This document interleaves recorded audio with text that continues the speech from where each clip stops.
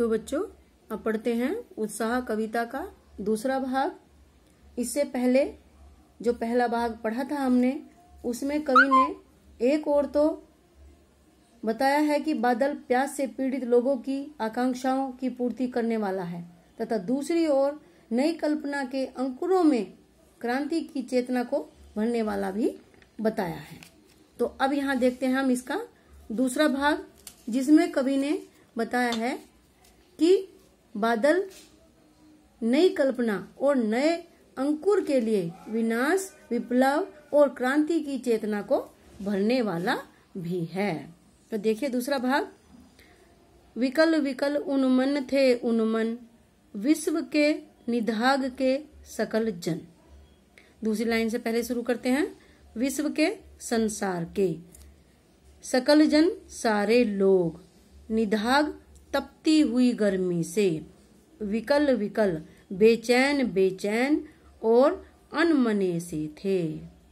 कहने का तात्पर्य ये है कि संसार के सभी लोग गर्मी के कारण व्याकुल और अनमने हो रहे हैं। संसार के सभी मानव समुदाय जो है वो परिवर्तन के बाद भी व्याकुलता व अनमनापन का वातावरण झेल रहा है, क्योंकि साहित्य के माध्यम से ही समाज में चेतना का संचार हो सकता है या परिवर्तन आ सकता है। तो कवि कहता है, आए अज्ञात दिशा से अनंत के घन, ए अनंत के बादल, ऐसे में जब लोग दुखी हैं तो तुम अज्ञात अनजानी दिशा से या अज्ञात दिशा से निकल करके आ गए हो, तुम्हारा आगमन हुआ है। तप्त धरा, ये भीषण गर्मी से तपती हुई भूमि को तुम जल, अपना जल, ठंडा जल या शीतल जल बरसा करके फिर से शीतल कर दो। तप्त धरा जल से फिर शीतल कर दो। ए अनंत के घन, तुम अनजानी दिशा से निकल करके आए हो और तपती हुई भूमि को और यहाँ के लोगों को अपना शीतल जल बरसा कर फिर से ठंडक प्रदान करो, शीतलता प्रदान करो।